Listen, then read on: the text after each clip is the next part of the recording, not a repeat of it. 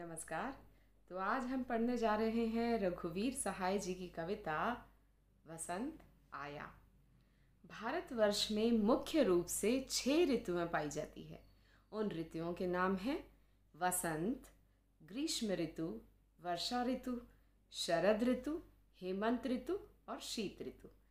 इन सब ऋतुओं का राजा माना गया है वसंत को। वसंत को ऋतुओं का राजा क्यों कहा गया है? क्योंकि वसंत एक बहुत ही मनोहारी सुंदर ऋतु है। वसंत ऋतु की खासियत यह है कि इस ऋतु में हर तरफ रंग बिरंगे फूल खिल उठते हैं और मौसम सुहावना हो जाता है और दिल सबके खुश हो जाते हैं। चाहे वो पशु पक्षी हो, चाहे पेड़ पौधे हो, चाहे मनुष्य हो, फूलों को देखकर मनुष्य का मन भी प्रसन्नचित्त हो जाता है। इसलिए वसंत को ऋतुओं का राजा कहा गया है। वसंत आया कविता में अब कवि क्या कहना चाहते हैं उसकी पार्श्वभूमि जान लेते हैं। वसंत आया कविता कहती है कि आज के मनुष्य का प्रकृति से रिश्ता टूट गया है। वसंत ऋतु का आना अब अनुभव करने के बजाय कैलेंडर से जाना जाता है। ऋतुओं में परिवर्तन पहले की ही तरह घटित होते रहते हैं।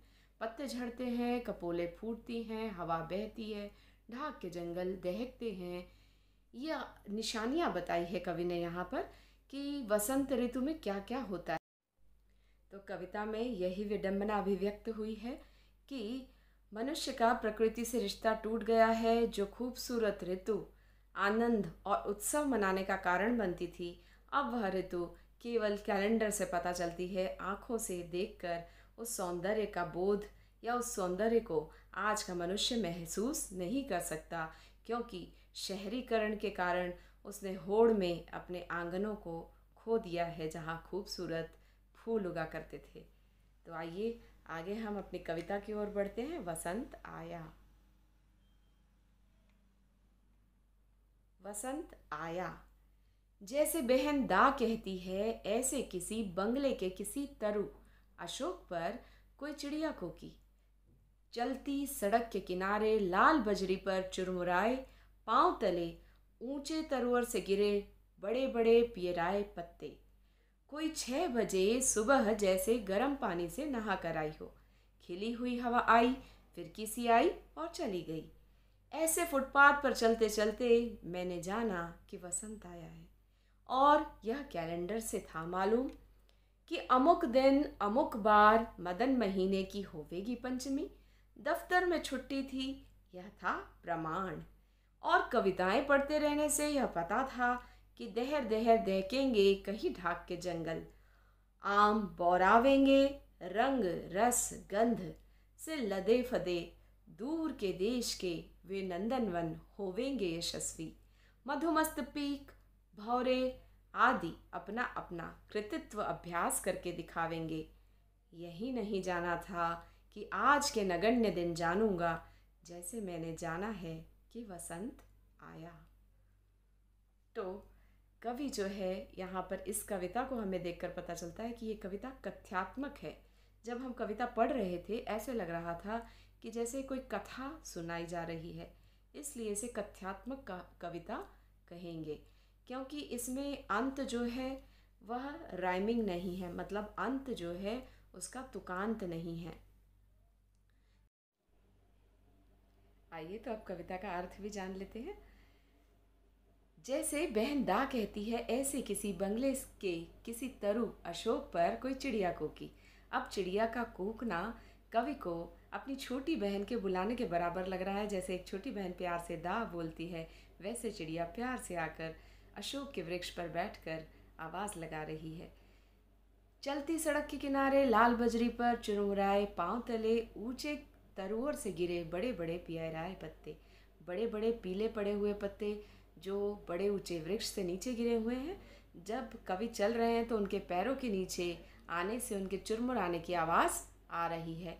कोई 6 बजे सुबह जैसे गर्म पानी से नहाई हो। तो यहाँ सुबह का मानवीकरण किया गया है और कवि कहते हैं कि ये मौसम परिवर्तन हो रहा है, वसंत ऋतु आ रही है और सुबह जो है हल्की सी गर्म होने लगी है, अर्थात शीत ऋतु का अंत हो चुका है और सुबह की हवा में हल्की सी गर्मी का एहसास है। तो सुबह जैसे गर्म पानी से नहाकर आई हो, सुबह का मानवीकरण किया गया है। खिली हुई हवा आई, फिरकी सी आई और चली गई। अर्थात एक खिली हुई सी हवा है, अब वो सर्द ठिठुराने वाली हवा नहीं है सुबह सुबह की। तो वो गोल गोल फिरकी सी घूमती है, आती है हवा और चली जाती है। ऐसे फुटपाथ पर चलते चलते कल मैंने जाना कि वसंत आया है। तो कवि कहता है, कल इन सब को देखकर मुझे अंदाज़ा हुआ कि वसंत का आगमन हो चुका है। यह कैलेंडर से था मालूम, और साथ में कैलेंडर से भी पता चला कि हाँ, अमुक दिन अमुक बार मदन महीने की होवेगी पंचमी। अर्थात इस दिन इस बार जो वसंत पंचमी का दिन है, दफ्तर की छुट्टी थी, यह था प्रमाण। अर्थात इस बात पर आश्वासन मिल गया था, क्योंकि दफ्तर से भी छुट्टी थी, कि आज मदन पंचमी है, अर्थात वसंत पंचमी है। और कविताएं पढ़ते रहने से पता था कि दहर दहर दहकेंगे कहीं ढाक के जंगल। और कविताओं में ये संकेत अक्सर मिलते हैं कि पलाश के वृक्ष जो है, ढाक के वृक्ष, वे जब फूलों से आच्छादित हो जाते हैं, लाल रंग के फूलों से, तो देखकर ऐसा लगता है कि जैसे जंगल में आग लग गई हो, क्योंकि सारे वृक्ष से पत्ते जो है झड़ जाते हैं और पलाश के बड़े बड़े फूल उस पर आ जाते हैं। दूर से देखने पर लगता है जंगल में आग लग गई हो। आम बौरावेंगे, अर्थात आम के ऊपर बौर आ जाएंगे। रंग रस गंध से लदे फदे दूर के विदेश के विनंदन वन होवेंगे यशस्वी। अर्थात रंग रस और गंध का साम्राज्य सब तरफ फैल जाएगा।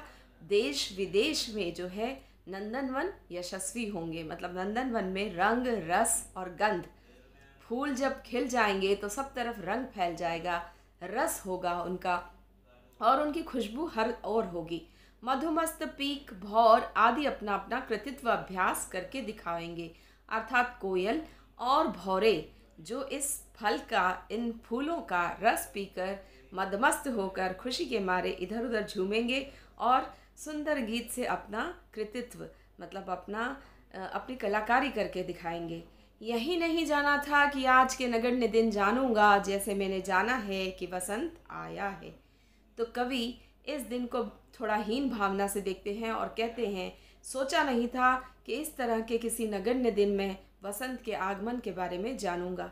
अर्थात किसी गिनती में ना आने वाला ये दिन है, जबकि पुराने समय में ये दिन उत्सव के रूप में मनाया जाता था। आज इस दिन की कोई विशेष अहमियत नहीं रह गई है, इसकी कोई गिनती नहीं है। शहरीकरण के कारण लोगों के घरों में फूल पौधे अब देखने को नहीं मिलते, इसलिए उन्हें वसंत के आगमन का भी पता नहीं चलता। तो आज की कविता में बस इतना ही। अगली किसी कविता में या रचना में फिर मिलेंगे, तब तक के लिए नमस्कार, गुड बाय।